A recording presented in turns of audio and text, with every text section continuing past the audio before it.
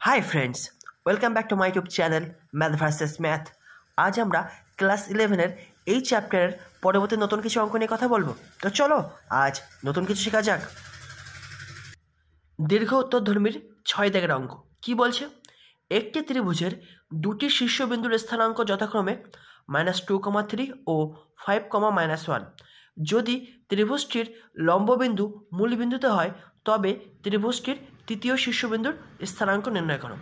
তো first of all আমরা কি জানবো, একটা ত্রিভুজের লম্ববিন্দু বলতে কি বোঝায়। তো চলো, লম্ববিন্দু কাকে বলে? একটি ত্রিভুজের তিনটে শীর্ষবিন্দু থেকে তাদের বিপরীত বাহুগুলির উপর অঙ্কিত লম্বগুলির ছেদবিন্দু হলো লম্ববিন্দু। তাহলে এটাকে যদি আমরা ছবির মাধ্যমে বুঝি তাহলে আমরা কি করব? মনে করো এ বি সি একটা ত্রিভুজ, এ বি সি। এখন এ থেকে তার বিপরীত বাহু কি? বিসি, এর উপর একটা লম্ব টানলাম। সেমভাবে বি থেকে তার বিপরীত বাহু কি? এসি, তার উপর একটা লম্ব টানলাম। ঠিক একরকমভাবে সি থেকে তার বিপরীত বাহু দ্যাট ইজ এ বি এর ওপর একটা লম্ব টানলাম। তাহলে এখন এই তিনটে লম্ব এই বিন্দুতে ছেদ করেছে না? তাহলে এই বিন্দুটাকে আমরা বলবো লম্ববিন্দু। ঠিক আছে, এবার আমরা অঙ্কে যাব। তাহলে আমি মনে করছি কোশ্চেনে যে ত্রিভুজের কথা বলছে সেই ত্রিভুজটা হচ্ছে তোমার এবিসি। ঠিক আছে, আর দুটো শীর্ষবিন্দুর স্থানাঙ্ক বলে দিয়েছে। আমি মনে করছি বি বিন্দুর স্থানাঙ্ক তোমার -2,3 আর সি বিন্দুর স্থানাঙ্ক তোমার 5,-1। ঠিক আছে, এবার কি বলেছে? এই ত্রিভুজটার লম্ববিন্দু মূল বিন্দুতে। তাহলে লম্ববিন্দু বলতে আমরা কি বোঝাই একটু আগে বললাম। তাহলে কি প্রত্যেকটা শীর্ষবিন্দু থেকে তার বিপরীত বাহুর উপর লম্ব টানবো। তাহলে এ থেকে বিসি বাহুর উপর একটা লম্ব টানলাম। মনে করো সেটা হচ্ছে ডি বিন্দুতে ছেদ করেছে বিসিকে। ঠিক একরকমভাবে বি থেকে এসির ওপর একটা লম্ব টানলাম, সেটা মনে করো ই বিন্দুতে ছেদ করেছে এসিকে। আর ঠিক একরকমভাবে সি থেকে এ বির ওপর একটা লম্ব টানলাম, যেটা মনে করো এফ বিন্দুতে ছেদ করেছে। ঠিক আছে, তাহলে এখন লম্ববিন্দু বলতে এই বিন্দুটাকে বোঝাচ্ছে। এই লম্ববিন্দুটার আমি নাম দিচ্ছি মনে করো পি বিন্দু। এবার কোশ্চেনে বলেছে কি এই লম্ববিন্দু মূল বিন্দুতে, আর মূল বিন্দুর স্থানাঙ্ক কি হয়? 0,0, দ্যাট ইজ পি বিন্দুর স্থানাঙ্ক কত? 0,0। এটুকু ক্লিয়ার হয়ে গেল। এবার আমাকে বলেছে কি ত্রিভুজটার তৃতীয় শীর্ষবিন্দুর স্থানাঙ্ক বার করো। এখানে তৃতীয় শীর্ষবিন্দু মানে কোন বিন্দুটার স্থানাঙ্ক বার করতে হবে? এ বিন্দুর স্থানাঙ্ক। আমি মনে করছি এ বিন্দুর স্থানাঙ্ক তোমার h,k। ঠিক আছে, এবার আমি যেটুকু বললাম সেটুকু আমি তোমাদের সামনে লিখে দিচ্ছি, তারপরে আবার অঙ্কে আমরা এগোবো। তাহলে আমি কি মনে করছি? মনে করি ত্রিভুজ এবিসি এর বি ও সি শীর্ষবিন্দুর স্থানাঙ্ক যথাক্রমে -2,3 ও 5,-1 এবং ত্রিভুজটির লম্ববিন্দুর স্থানাঙ্ক পি। তাহলে পি বিন্দুর স্থানাঙ্ক কত? 0,0। এবার আরও মনে করছি এ শীর্ষবিন্দু থেকে বিসি বাহুর উপর অঙ্কিত লম্বটি হলো এডি, অতএব এডি লম্ব বিসি। বি শীর্ষবিন্দু থেকে এসি বাহুর উপর অঙ্কিত লম্বটি হলো বি, অতএব বি লম্ব এসি। এবং সি শীর্ষবিন্দু থেকে এবি বাহুর উপর অঙ্কিত লম্বটি হলো এফ, অতএব এফ লম্ব এবি। তোমরা পরীক্ষায় জাস্ট এগুলো লিখবে, এই বড় বড় লাইন লেখার দরকার নেই, তোমাদের জাস্ট বোঝানোর জন্য এগুলো আমি লিখে রাখলাম। ঠিক আছে, তোমরা পরীক্ষায় যদি লিখতে চাও তোমরা শুধু এইটুকু লিখতে পারো। ঠিক আছে, এবং ত্রিভুজটির তৃতীয় শীর্ষবিন্দু হলো এ, যার স্থানাঙ্ক h,k। এবার আমাকে এইচ আর কে এর ভ্যালু বার করতে হবে। তার মানে কি দুটো জিনিস অজানা, এইচ এবং কে। তাহলে দুটো অজানা জিনিসের ভ্যালু বার করতে গেলে আমার কি দরকার? দুটো ইকুয়েশন। তাহলে এবার আমরা দেখব দুটো ইকুয়েশন আমরা কিভাবে তৈরি করতে পারি। ঠিক আছে, তো চলো এবার ছবির দিকে যাওয়া যায়। ছবিতে যাওয়ার আগে ছোট্ট একটা কনসেপ্ট নিয়ে আমরা আলোচনা করব। মনে করো এ বি একটা সরলরেখা যার উপর সিডি লম্ব। তাহলে আমরা কি বলতে পারি? সিডি লম্ব এবি, রাইট? এখন এই সিডি সরলরেখার উপর একটা বিন্দু অবস্থিত পি। তাহলে এটাকে আমরা এভাবেও বলতে পারি কি সিপি লম্ব এবি, রাইট? যদি সিডি এবি সরলরেখার উপর লম্ব হয়, যেহেতু পি বিন্দুটা তোমার সিডি সরলরেখার উপর অবস্থিত, তাহলে আমরা এটাও বলতে পারি কি সিপি রেখাও তোমার এবি সরলরেখার উপর লম্ব। ঠিক আছে, এই কনসেপ্টটা আমাদের কাজে লাগবে বলে আগে থেকে একবার বলে রাখলাম। এখন আমরা লম্ব বিন্দুর সংজ্ঞানুসারে আমরা কি বলতে পারি? এই এডি সরলরেখা বিসি বাহুর উপর লম্ব, রাইট? এখন এই পি বিন্দুটা তোমার তো এডি সরলরেখার উপর অবস্থিত, তাহলে আমরা একটু আগে যেটা জানলাম সেখান থেকে আমরা কি বলতে পারি? এপি সরলরেখাও তোমার বিসি বাহুর উপর লম্ব। এখন আমরা কি জানি? দুটো পরস্পর লম্ব সরলরেখা তাদের নতি দুটোর গুণফল কি হয়? -1। তাহলে এখন আমি এই এপি সরলরেখা আর বিসি সরলরেখা এই দুটো সরলরেখার নতি বার করে তাদের নতি দুটোর গুণফল কত লিখতে পারি? -1। তো চলো সেটা এখন আমরা করব। তাহলে আমরা কি লিখলাম? যেহেতু এডি লম্ব বিসি এবং পি বিন্দু এডি এর ওপর অবস্থিত, তাহলে আমরা এটা বলতে পারি এপি লম্ব বিসি। তাহলে আমরা কি বলবো? এপি সরলরেখার নতি ইন্টু বিসি সরলরেখার নতি ইজ ইকুয়াল টু -1। এখন মনে করো এই একটা এ বি সহলেখা, এ বিন্দুর স্থানাঙ্ক x1 y1 আর বি বিন্দুর স্থানাঙ্ক x2 y2, তাহলে এ বি সহলেখার নতি আমরা কীভাবে লিখতে পারি? হয় y1 minus y2 by x1 minus x2, কিংবা y2 minus y1 by x2 minus x1, যে কোনো একটা ফর্মে তোমরা লিখতে পারো। ঠিক আছে, এবার এপি সহলেখার নতি তাহলে আমরা কোন ফর্মে লিখছি বলো তো? এই ফর্মে লিখছি। ঠিক আছে, তাহলে এপি সহলেখার নতি আমরা কি লিখতে পারি? K minus 0 by H minus 0 into BC সহলেখার নতি। তাহলে এই ফর্মে কিংবা এই ফর্মে যে কোনো একটা ফর্মে লেখো, আমি তোমার এই ফর্মে লিখছি। তাহলে বিসি সহলেখার নতি কত পাবো? 3 minus of minus 1, that is 3 plus 1 by minus 2 minus 5, right, equal to minus 1।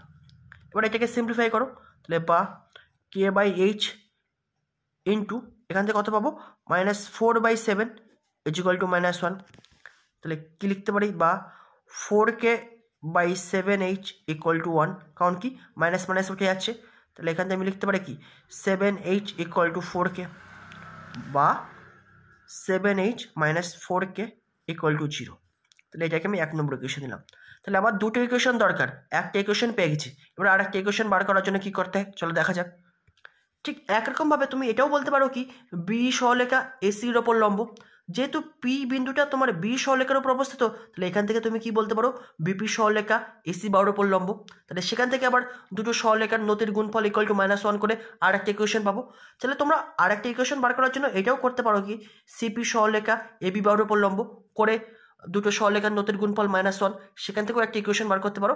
তোমরা জাস্ট যে কোনো দুটো ইকুয়েশন তোমাকে করতে হবে, সেজন্য আর একটা ইকুয়েশন আমি এটা নিচ্ছি। চাইলে তোমরা এই সহলেখাটা দ্যাট ইজ সিপি সহলেখা এবি বাহুর উপর লম্ব করেও আর একটা ইকুয়েশন তোমরা নিতে পারো। ঠিক আছে, আমি আপাতত এই সহলেখাটা নিচ্ছি, দ্যাট ইজ বিপি সহলেখা এসি বাহুর উপর লম্ব। ঠিক আছে, তো চলো আবার বি লম্ব এসি অ্যান্ড পি বিন্দু বি সহলেখার উপর অবস্থিত, অতএব বিপি লম্ব এসি।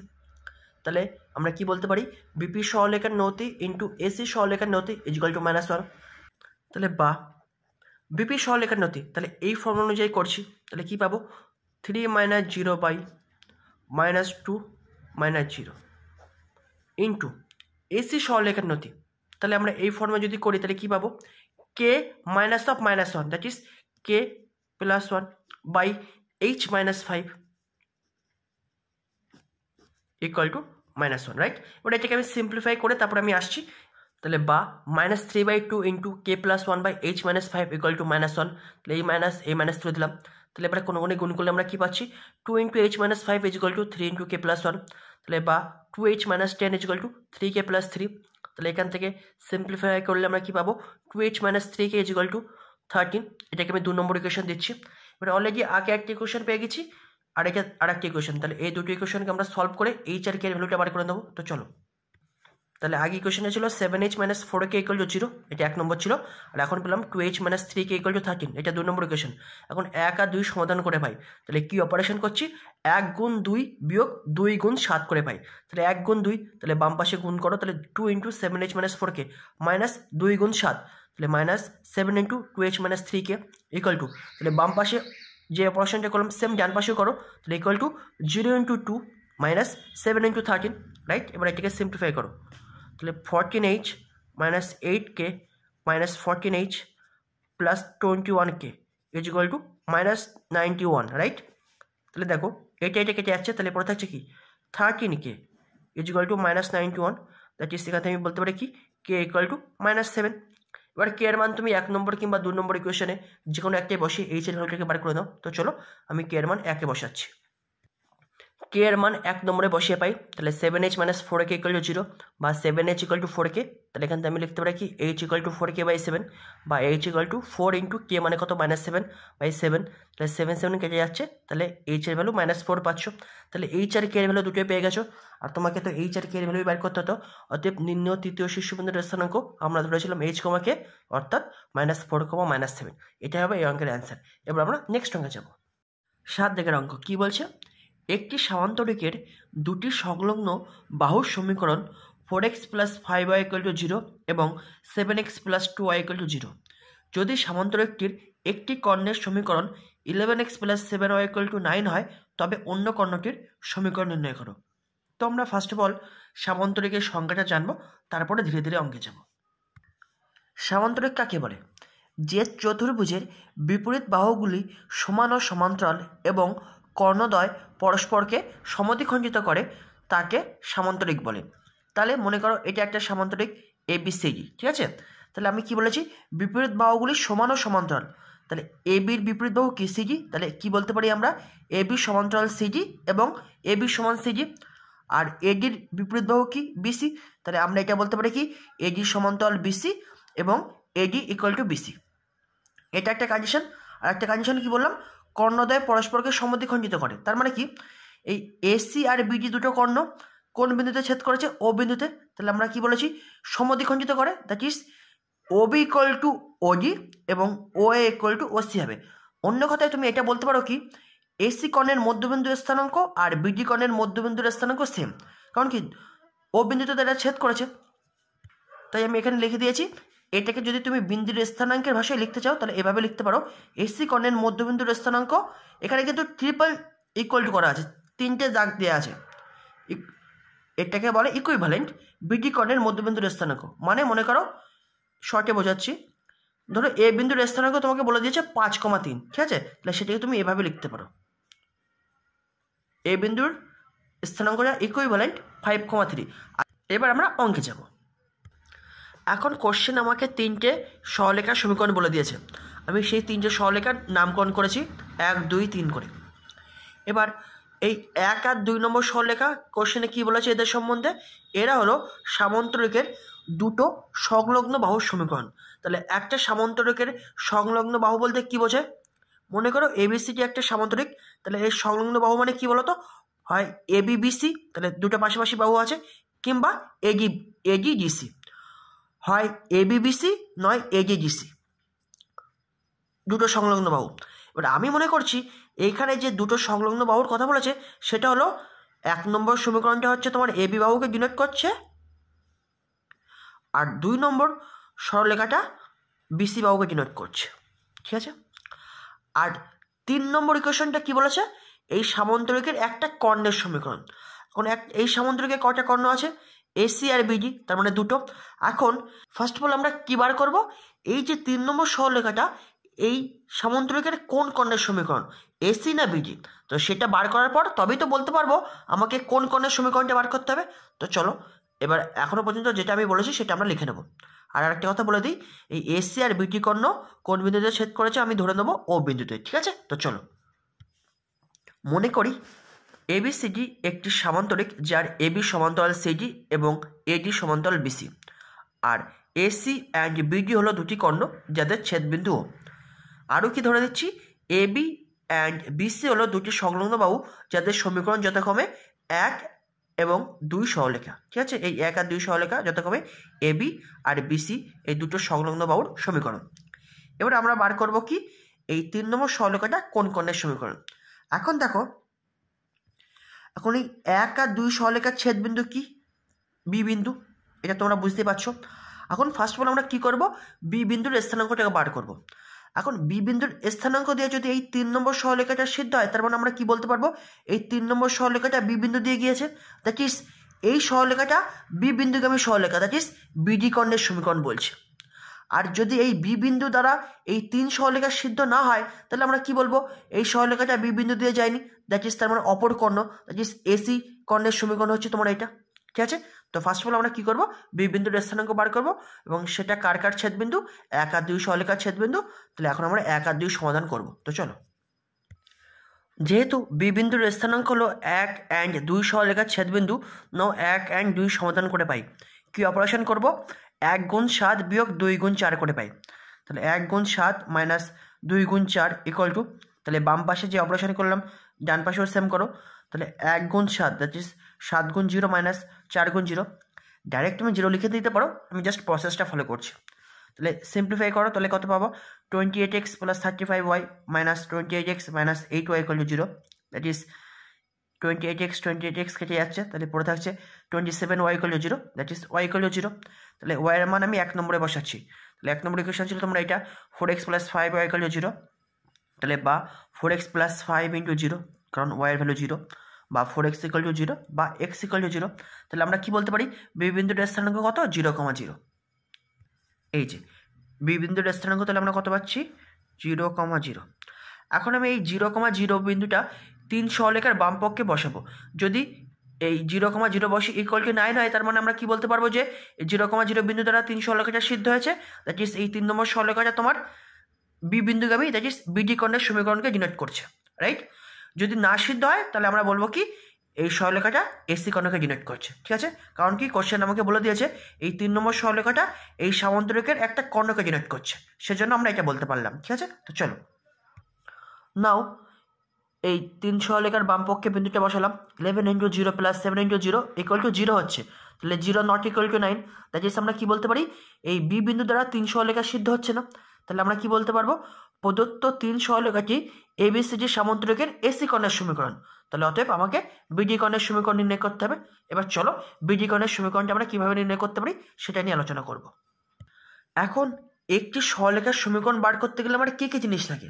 দুটো জিনিস লাগতে পারে, মানে দুটো কন্ডিশন হতে পারে। এক, যদি ওই সরলরেখাটার উপর অবস্থিত দুটি নির্দিষ্ট বিন্দুর স্থানাঙ্ক আমরা যদি জানি তাহলে ওই সরলরেখার সমীকরণ বার করতে পারি, কিংবা যদি একটা নির্দিষ্ট বিন্দু এবং ওই সরলরেখার নতি বা প্রবণতা জানি তাহলে আমরা বলতে পারি কি ওই সরলরেখাটার নির্দিষ্ট সমীকরণ বার করতে পারি। তো এইবার দেখি আমাদের কি কি কন্ডিশন দেওয়া আছে তোমার বিডি কর্ণের সমীকরণ বার করার জন্য। এই যে তোমার এবিসিডি তোমার হচ্ছে সামান্তরিক, যার এবি বাহু হচ্ছে তোমার 1 নম্বর সমীকরণ, আর বিসি বাহু হচ্ছে 2 নম্বর সমীকরণ, আর এসি কর্ণের সমীকরণ হচ্ছে তোমার 3 নম্বর সরলরেখা, আর বি বিন্দুর স্থানাঙ্ক হচ্ছে তোমার 0,0। এবার দেখো আমি একটু আগে বললাম যে এখন আমাকে কোন কর্ণের সমীকরণ বার করতে হবে, বিডি কর্ণের সমীকরণ। এখন যদি আমি প্রথম কন্ডিশনটায় আসি, দ্যাট ইজ বিডি সরলরেখার সমীকরণ বার করতে গেলে আমার দুটো বিন্দুর স্থানাঙ্ক দরকার। তো একটা বিন্দুর স্থানাঙ্ক তো পেয়ে গেছি বি বিন্দু, যদি আরেকটা কোনো বিন্দুর স্থানাঙ্ক পাই যেটা বিডি সরলরেখার উপর অবস্থিত তাহলে আমরা বিডি সরলরেখার সমীকরণটা বার করতে পারবো। আর 2 নম্বর কন্ডিশনটা কি, একটা নির্দিষ্ট বিন্দু পেয়ে যাচ্ছি বি বিন্দুর স্থানাঙ্ক তো আমরা জানি, আর বিডি সরলরেখার নতি বা প্রবণতা। এখন কোশ্চেনের কোথাও বিডি সরলরেখা বা এসি সরলরেখার কারোরই নতি বা প্রবণতা সম্বন্ধে কিছু বলেনি। দ্যাট ইজ এই 2 নম্বর কন্ডিশনটা চলবে না। কারণ কি একটা বিন্দু পেলেও এই সরলরেখাটা দ্যাট ইজ বিডি সরলরেখার নতি বা প্রবণতা আমরা বার করতে পারবো না, কারণ কি এই সম্বন্ধে কোশ্চেনে কিছুই বলেনি। কিন্তু প্রথম কন্ডিশনটা যদি আমি আসি, এখন এই বিডি সরলরেখার উপর একটা বিন্দু পেয়ে গেছি, বি বিন্দুর স্থানাঙ্ক আমরা জেনে গেছি। এখন আরেকটা বিন্দুর স্থানাঙ্ক কিন্তু আমরা বার করতে পারি। কী করে বার করতে পারি? এখন এই আমরা জানি কি সামান্তরিকের কর্ণদ্বয় পরস্পরকে সমদ্বিখণ্ডিত করে। দ্যাট ইজ এই ও বিন্দু হলো তোমার এসি কর্ণেরও মধ্যবিন্দু আর বিডি কর্ণেরও মধ্যবিন্দু। এখন যদি আমি এই ও বিন্দুর স্থানাঙ্কটা বার করতে পারি তাহলে কি এই ও বিন্দুটা তোমার তো বিডি সরলরেখার উপর অবস্থিত, তাহলে আমরা দুটো বিন্দুর স্থানাঙ্ক তখন পেয়ে যাব, একটা বি বিন্দু আর একটা ও বিন্দু। এখন এই ও বিন্দুর স্থানাঙ্কটা আমরা কী করে বার করতে পারি? এখন এই ও বিন্দু কি এসি সরলরেখার মধ্যবিন্দু, আমরা প্রথমে জেনেছি সামান্তরিকের সংজ্ঞায়। তাহলে ও বিন্দু হচ্ছে তোমার এসি সরলরেখার মধ্যবিন্দু। এখন ও বিন্দুর স্থানাঙ্ক বার করতে গেলে তাহলে আমার কার কার স্থানাঙ্ক দরকার, এ বিন্দুর স্থানাঙ্ক আর সি বিন্দুর স্থানাঙ্ক, রাইট। এখন এ বিন্দুর স্থানাঙ্ক আর সি বিন্দুর স্থানাঙ্ক কি আমরা বার করতে পারবো? অবশ্যই পারবো। কারণ কি এ বিন্দু কার কার ছেদ বিন্দু, 1 সরলরেখা আর 3 সরলরেখার ছেদ বিন্দু হচ্ছে তোমার এ বিন্দু। তাহলে এই 1 নম্বর ইকুয়েশন আর 3 নম্বর ইকুয়েশন যদি আমরা সমাধান করি তাহলে এ বিন্দুর স্থানাঙ্ক পেয়ে যাবো। ঠিক একরকমভাবে সি বিন্দু কার কার ছেদ বিন্দু, 2 সরলরেখা আর 3 সরলরেখার ছেদ বিন্দু। দ্যাট ইজ আমি যদি এই 2 সরলরেখা আর 3 সরলরেখা সমাধান করি তাহলে সি বিন্দুর স্থানাঙ্ক পেয়ে যাবো। তাহলে এ আর সি বিন্দুর স্থানাঙ্ক পেয়ে গেলে তাহলে তাদের মধ্যবিন্দুর স্থানাঙ্ক ওটাও বের করতে আমাদের কোনো অসুবিধা হবে না। তো সেজন্য আমরা প্রথমে এখন কি করব, এ বিন্দুর স্থানাঙ্ক আর সি বিন্দুর স্থানাঙ্ক বার করব। তো ফার্স্ট অফ অল আমরা করছি এ বিন্দুর স্থানাঙ্ক, দ্যাট ইজ 1 আর 3 সরলরেখা সমাধান করব। তো চলো, যেহেতু এ বিন্দু হলো 1 and 3 সরলরেখার ছেদ বিন্দু, নাও 1 and 3 সমাধান করে পাই। অপারেশন কি করছি, 1 × 11 - 3 × 4 করে পাই। তাহলে তাই করছি 1 × 11, তাহলে 11 × 4x + 5y - 4 × 3 that is 4 × 11x + 7y = ডান পাশেও সেম অপারেশন। তাহলে 1 × 11 দ্যাট ইজ 0 × 11 - 4 × 9। তাহলে এটাকে সিম্পলিফাই করো, তাহলে 44x + 55y - 44x - 28y = -36। তাহলে এখান থেকে ক্যালকুলেশন করলে কি পাচ্ছি, 27y = -36 দ্যাট ইজ y -36/27 = -4/3। এখন y এর মান আমি একে বসাচ্ছি, তাহলে কি পাবো 4x + 5y = 0 বা 4x = -5y। তাহলে 4x = -5 × y এর ভ্যালু পুট করে দাও -4/3। মানে উভয় দিক থেকে 4 4 উঠে যাচ্ছে আর মাইনাস মাইনাসে প্লাস হয়ে যাচ্ছে, তাহলে x পড়ে থাকছে 5/3। তাহলে এই বিন্দুর স্থানাঙ্ক আমরা পেয়ে গেলাম 5/3, -4/3। এবার আমরা বার করবো সি বিন্দুর স্থানাঙ্ক, রাইট? তাহলে সি বিন্দুর স্থানাঙ্ক কি কি, কার কার ছেদবিন্দু, 2 এবং 3 সরলরেখার ছেদবিন্দু। তাহলে এখন 2 আর 3 সমাধান করে পাই। তাহলে 2 গুণ 11 মাইনাস 10 গুণ 7 এই অপারেশনটা করছি। তাহলে 2 গুণ 11 that is 11 into 7x plus 2y minus 10 গুণ 7 that is 7 into 11x plus 7y equal to ডান পাশেও same operation 0 into 11 minus 7 into 9। তাহলে এখান থেকে আমরা ক্যালকুলেশন করলে কী পাবো, 77x plus 22y minus 77x minus 49y equal to minus 63। তাহলে 77x আর মাইনাস 77x কেটে যাচ্ছে, তাহলে পড়ে থাকছে কি minus 27y equal to minus 63।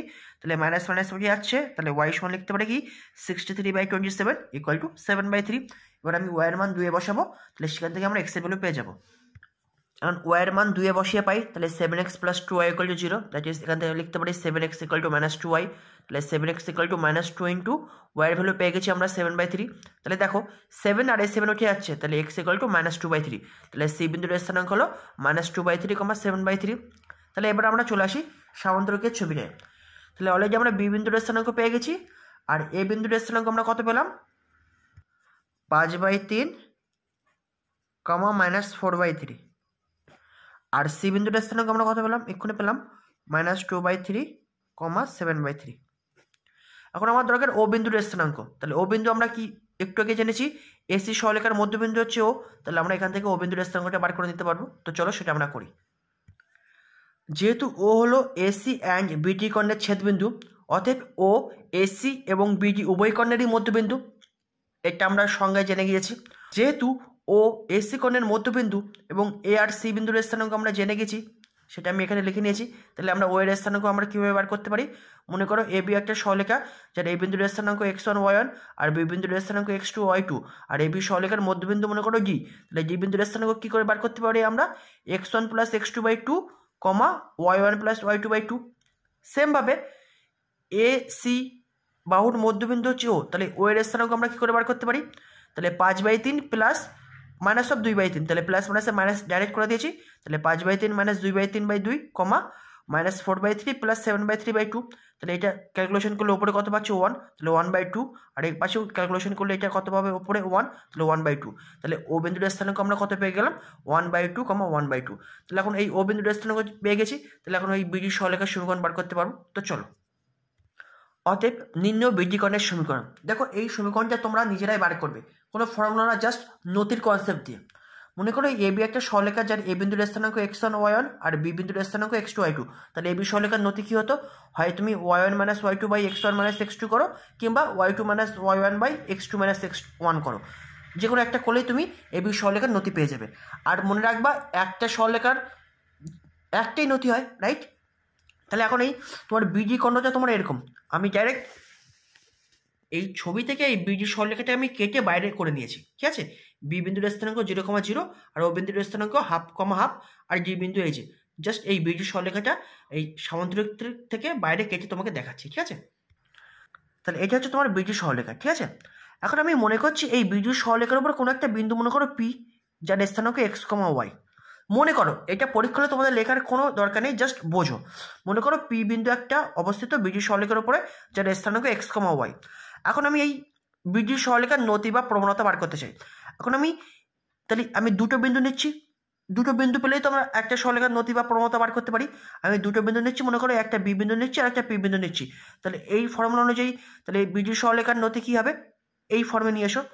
That is y2 minus y1 যদি করি, তাহলে লিখতে পারি y minus 0 by x minus 0। কেউ বললো না আমি এই দুটো বিন্দু নেবো না, আমি এই বি বিন্দু আর ও বিন্দু নেবো। তাহলে এই বি বিন্দু আর ও বিন্দু ফর্মে দুটো নিয়ে যদি আমি বিডি সরলরেখার নতি বার করি, তাহলে নতিটা কী করতে পারি, এই ফর্মে লিখছি। দ্যাট ইজ লিখতে পারি কি 1/2 মাইনাস 0 বাই 1/2 মাইনাস 0। এখন আমি কি বলেছি, একটা সরলরেখার দুটো নতি কখনো হয় না, একটাই নতি হয়। দ্যাট ইজ এটাও বিডি সরলরেখার নতি, এটাও বিডি সরলরেখার নতি, তাহলে নিশ্চয়ই এরা সমান। তাহলে এদের মিডিলে কি সাইন থাকবে, ইকুয়াল টু সাইন। তাহলে এখান থেকে আমি লিখতে পারি বা y by x equal to উপরেও হাফ নিচেও হাফ, তাহলে 1/2/2। দ্যাট ইজ এখান থেকে লিখতে পারি y by x equal to 1, that is x equal to y বা x minus y equal to 0। এটাই হচ্ছে তোমার বিডি কর্ণের সমীকরণ। এই যে তোমরা পরীক্ষা হলে যে পি বিন্দুটা x, y ধরেছো, এটা তোমাদের মনে মনে ধরবে, পরীক্ষা হলে ডাইরেক্ট লেখার দরকার নেই, তোমরা পরীক্ষা হলে ডাইরেক্ট এখানেই চলে আসবে, ঠিক আছে? আশা করি তোমরা বুঝতে পেরেছো কোন কনসেপ্টে আমি এই বীজীকরণের সমীকরণটা বার করেছি। জাস্ট দুটো নতি বার করে নিয়ে তাদেরকে আমি ইকুয়াল টু করে দিয়েছি। সব সরলরেখার ক্ষেত্রে তোমরা এরকমই করবে, ঠিক আছে? তো চলো, আশা করি তোমরা এই পর্যন্ত বুঝতে পেরেছো। নেক্সট ভিডিও আবার পরবর্তী নতুন কিছু অঙ্ক নিয়ে কথা হবে। Thanks for watching.